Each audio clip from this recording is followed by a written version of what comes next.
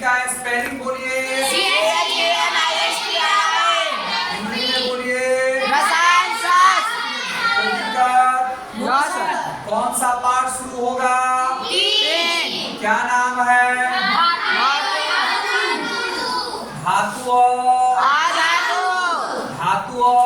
धातु दिख रहा है कि नहीं? दिख रहा है। चलिए धातु और अधातु के बारे में हम लोग पढ़ते हैं। पढ़े?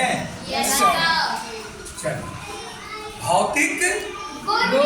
भौतिक गुण पढ़ेंगे। धातु और अधातु का क्या पढ़ेंगे? खैर बाबू पढ़ाई में मन लग रहा है? सुन रहे हैं अच्छी तरह से? ठीक है। चलिए तो हम लोग पढ़ेंगे धातु और अधातु का कौन सा गुण पढ़ेंगे? पढ़ेंगे धातु और अधातु का कौन सा गुण पढ़ेंगे? भौतिक गुण। तो धातु के बारे में पढ़ेंगे और अधातु के बारे में पढ़ेंगे। धातु और अधातु। तो प्रश्न अगर बन जाए कि धातु और अधातु में अंतर बताएं तो आप इसी प्रकार कर दीजिएगा। भौतिक रूप से कहे तो भौतिक वाला लिखिएगा जो मैं पढ़ा रहा हूँ। रासायनिक गुण कहे तो मैं पढ़ाऊंगा फिर से फिर कल में पढ़ाऊंगा ना रासायनिक गुण, तो वो पढ़ लीजिएगा। ध्यान से सुनिए। और अगर कुछ ना बोले तो आप अपनी मर्जी से लिख लीजिएगा। तो भौतिक बोले तो रासायनिक मत लिख दीजिएगा, रासायनिक बोले तो भौतिक मत लिख दीजिएगा। तैयार है क्या? पहला भौतिक गुण धातु का क्या है? बोलेंगे धातु कठोर होता है। धातु कठोर होता है। आसान पहले समझा देता हूँ। धातु क्या होता है? कठोर होता है। तो इसका पहला में लिखिएगा अधातु क्या होता है? मुलायम होता है। अगर आप इसको हथौड़े से मारने की कोशिश कीजिएगा तो क्या हो जाएगा? टूट जाएगा। फिर समझा रहा हूं, ध्यान से सुनिए। दूसरा धातु लिखूं या यह लिखूं? है ना? बार बार नहीं करना चाहिए। प्रोनाउन पढ़िएगा तो वहां आपको समझ में आ जाएगा। नाउन आज कंप्लीट हो गया है ना? ठीक है। यह विद्युत और उष्मा का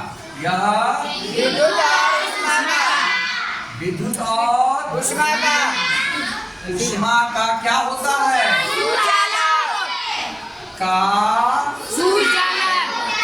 सुचालक का मतलब जानते हैं? सुचालक का मतलब होता है वह पदार्थ जो अपने में से होकर विद्युत को या उष्मा को जाने दे। ठीक है।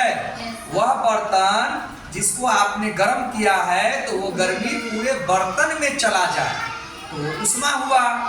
और अगर आपने लोहा ले लिया, एल्युमिनियम ले लिया, कॉपर ले लिया, तो जब उसमें एक सिरे पर अगर आप विद्युत डालते हैं, एक सिरे पर विद्युत धारा प्रवाहित करते हैं तो चल करके दूसरे सिरे पर भी चला जाता है।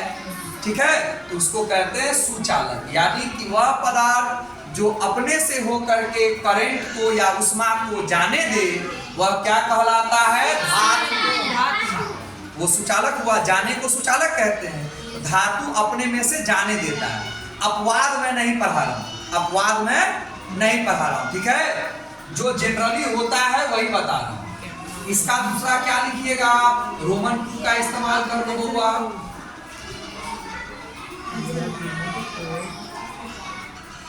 रोमन 2 का इस्तेमाल करेंगे। बोलिए यह धातु ना? यह विद्युत और उष्मा का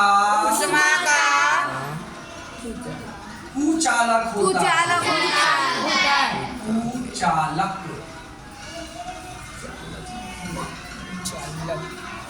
कुचालक होता है। समझ में आया आपको? तो जो भी अधातु होगा वो अपने में से विद्युत और उष्मा को जाने देगा नहीं। अपवाद को छोड़कर। ठीक है। अपने में से जाने नहीं। जो पदार्थ अपने में से करंट को जाने नहीं देता है वो कुचालक है। तो अधातु जो होता है वो कुचालक होता है ज्यादातर, अपवाद को छोड़कर। तीसरा यह आघात वर्ध होता है, यह आघात वर्ध एवं तन्य लिख दे एक ही में। Yes sir. एवं तन्य होता है, एक ही में लिख दें। Yes sir. अलग अलग टॉपिक का है, लाइएगा, समझ तो गए होंगे। आघात वर्ध का मतलब होता है जिस पदार्थ को आप पीटिएगा हथौड़े से वो पदार्थ चदरे की तरफ फैल जाएगा। और तन्य का मतलब होता है उसमें से क्षण, क्या बोलते हैं उसको, तार की तरह वो खींचा जाएगा, उसको तन्य बोलते हैं। तो धातु में यह गुण है कि जब उस पर आप मारिएगा हथौड़े से तो वह क्या होगा, चदरे की तरह फैल जाएगा और तार की तरह लमक जाएगा। तो ये धातु का गुण होता है। 1 ग्राम चांदी से कितना लंबा तार खींचा जा सकता है? 200 किलोमीटर। 2 किलोमीटर, 200 नहीं, 2 किलोमीटर।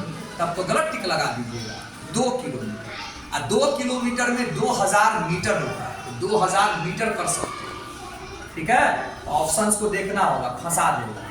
2 किलोमीटर दे देगा, 2 मीटर दे देगा, आप तो याद नहीं रहेगा तो कुछ में टिक लगा दीजिएगा। चलो तीसरा, यह अधातु जो होता है, आघात वर्ध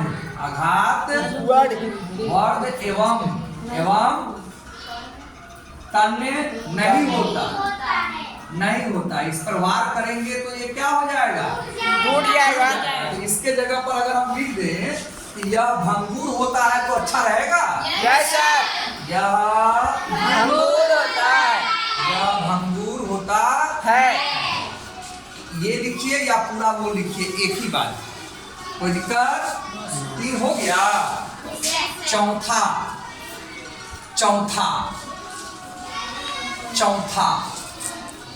और क्या लिख दूं बताइए, बोलिए जोर से। हाँ, इसका क्वथनांक और द्रव्यनांक ना, इसका क्वथनांक एवं द्रव्यनांक क्या होता है, उच्च होता है। और इसका चौथा क्या लिखेंगे, अधातु का मतलब इसका द्रव्यनांक और क्वथनांक,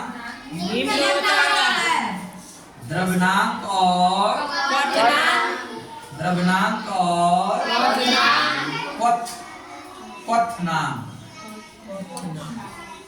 क्वथनांक क्या होता है, निम्न होता है। उसके बाद 5वां में आइए, इसका घनत्व क्या होता है, उच्च होता है, अधिक होता है, ज्यादा होता है। इसका 5वां में आइए,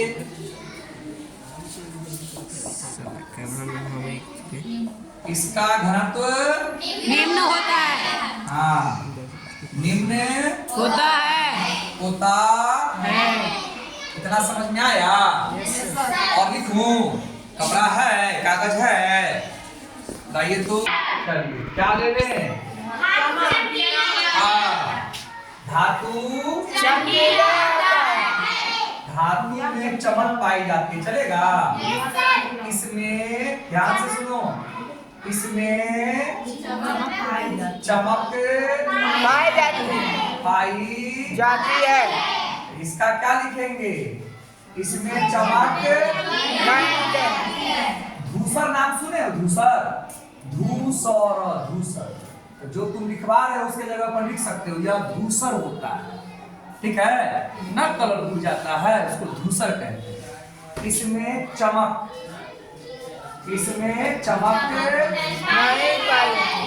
नहीं पाई जाती है। बोलो तो इस भाषा में क्या लिखोगे, दूसर। धातु धूसर होता है। समझ में आ गया ना, धूसर मतलब उसमें चमक नहीं होती। 6 हो गया बुआ, 7 बोलिए। ध्वनि होती है। हाँ इसमें ध्वनि होती है। हाँ, इसमें ध्वनि पाई जाती है, इसमें ध्वनि नहीं पाई जाती है। ठीक है, ठीक है। इसमें ध्वनि, इसको चोट करने पर, मारने पर ध्वनि उत्पन्न होती है, और उसको चोट करने पर, हथौड़ी से मारने पर ध्वनि उत्पन्न नहीं होती है। मारेंगे तो भुसभुसा करके चूर चूर हो जाएगा। उसके बाद छोड़ दिए, समझ गए ना? सातवां, उसके बाद सातवां के बाद आठवां लिख रहा हूँ। आठवां लिख दूं? हाँ, इसका, इसके इलेक्ट्रॉनिक विन्यास के अंतिम यह विद्युत धनात्मक होता है। यह विद्युत धनात्मक होता है। यह विद्युत धनात्मक होता है। विद्युत धनात्मक होता है। और यह विद्युत ऋणात्मक होता है। यह विद्युत ऋणात्मक होता है। ऋणात्मक होता है। क्यों होता है समझते हो ना? मैं लिख देता हूँ एक एग्जाम्पल, Cl माइनस और Na प्लस। मतलब हुआ सोडियम का परमाणु संख्या कितना? 11। इलेक्ट्रॉनिक विन्यास 2,8,1 का त्याग करेगा, यस सर। प्लस आएगा ना? Yes, sir. ऋणात्मक है। अब क्लोरीन का परमाणु संख्या 2,8,7। तो इसको एक दे करके क्या करेंगे? 2,8,8 एक का ग्रहण करेगा तो उस पर माइनस आएगा कि नहीं? Yes sir. आएगा। तो इलेक्ट्रॉनिक विन्यास में इसके अंतिम कक्ष में 1, 2, 3 इलेक्ट्रॉन पाए जाते हैं, और इसके अधातु के अंतिम कक्ष में 5, 6, 7 इलेक्ट्रॉन पाए जाते हैं, जिसके कारण यह अष्टक पूरा करने के लिए ग्रहण करता है, अपने पर माइनस आयन लेता है, इसीलिए ऋणात्मक हुआ। और यह 1, 2, 3 रहता है, त्याग करता है, इसीलिए इस पर धनात्मक है। हो गया? तो आज आप हमसे पूछे, पढ़े चैप्टर धातु अधातु पाठ 3 में धातु और अधातु भौतिक गुण के आधार पर उसका परिभाषा, उसका गुण पढ़ लिया। ठीक है ना? ये 7-8 पॉइंट मैंने पढ़ाया, काफी है आपके लिए। हो गया? तो आज का मेरा केमिस्ट्री का क्लास यहीं पर समाप्त।